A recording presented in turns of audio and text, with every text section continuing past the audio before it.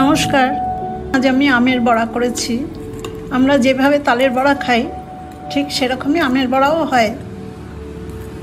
আম দিয়ে আমরা অনেক কিছুই তৈরি করি।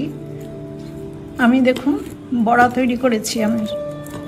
এই সুস্বাদু ও পুষ্টিকর বড়া আসুন দেখে নিই কীভাবে তৈরি করলাম। প্রথমে 3টে আম্রপালি পাকা আম নিয়েছি। এই আমগুলো আমাদের গাছের। এই আমগুলো আমি ছাড়িয়ে পাল্পগুলো সব বার করে নেব। আমের আটি আর খোসা বাদ দিয়ে আমি পাল্পগুলো বার করে নিয়েছি। আমটা বাটির উপরে একটা স্ট্রেনার নিয়ে সেই স্ট্রেনারে আমি আমটা ঢেলে দিলাম, দিয়ে ভালো করে ছেঁকে নেব। এবার আমি পাল্পটা একটা চামচের সাহায্যে আমি এরকম করে একটু ছেঁকে নেব।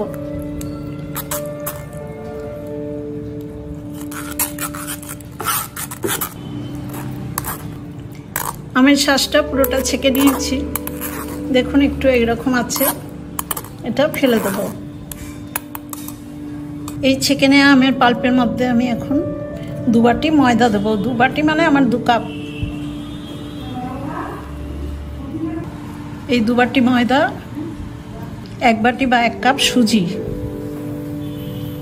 1 বাটি ভরে চিনি মানে 1 কাপ, আর 1/4 চামচ লবণ। আমের পাল্পের মধ্যে এই শুকনো উপকরণগুলো খুব ভালো করে মেখে নেব, মিশিয়ে নেব। আমের শ্বাসের সাথে দেখুন চিনি, সুজি, ময়দা খুব ভালো করে মিশিয়ে দিয়েছি। এবার আমি 1 কাপ ফ্রেশ নারকেল কোড়া এর মধ্যে দিয়ে দেব। আর একটু শুকনো মনে হচ্ছে সেই জন্য দেখুন 1/4 কাপ দুধ, এই দুধটাও এর মধ্যে দিয়ে দিলাম। এবার হাত দিয়ে আমি সমস্ত কিছু খুব চটকে মেখে নেব।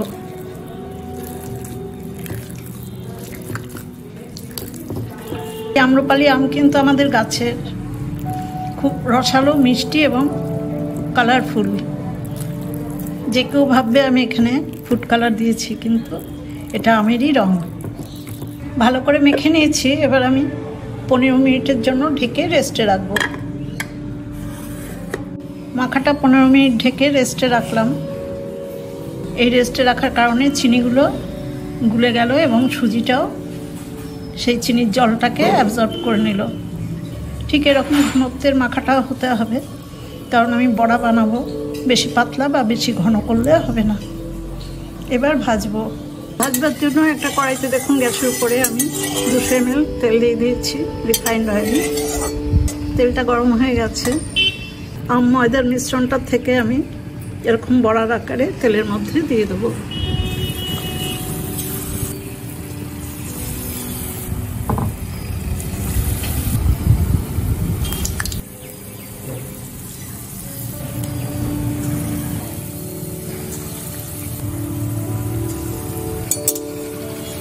একসাথে দেখুন আমি প্রায় 15-16টা বড়া দিয়ে দিয়েছি।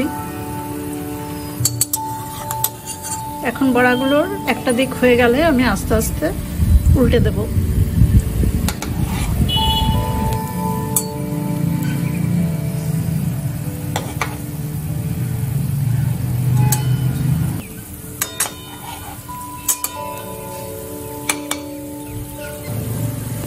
বড়াগুলো আমি দেখুন সবকটাই উল্টে দিয়েছি।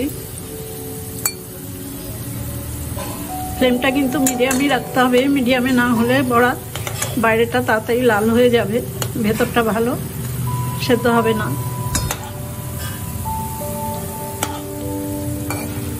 আগের থেকে দেখুন বড়াগুলো কিন্তু অনেকটা ফুলে গেছে।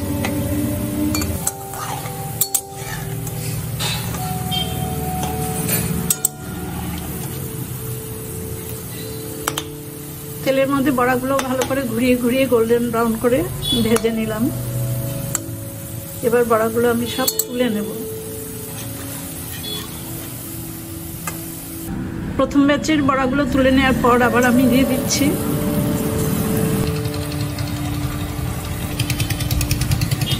আগের বারের বড়ার মতো করে এই বড়া কটাও ভেজে নেব।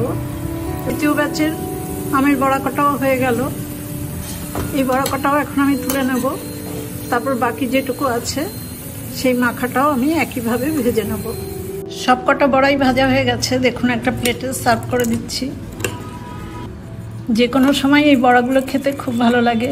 বাচ্চাদের তো খুবই পছন্দের, বাইরেটা মুচমুচে ভেতরটা নরম। আপনারাও এইভাবে তৈরি করে খাবেন।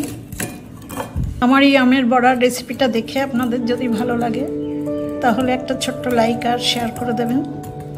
সবাই খুব ভালো থাকবেন, সুস্থ থাকবেন। ধন্যবাদ।